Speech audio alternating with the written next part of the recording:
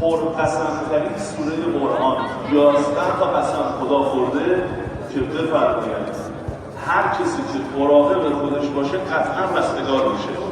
و شمس و ضحی، قسم به خورشید و گسترش نورش، و قمر اذا تلاها، قسم به ماه، بعد می‌فرماید و نهار اذا جلاها، قسم به روز وقتی روشن میشه، و لیل اذا یغشاها، قسم به شب.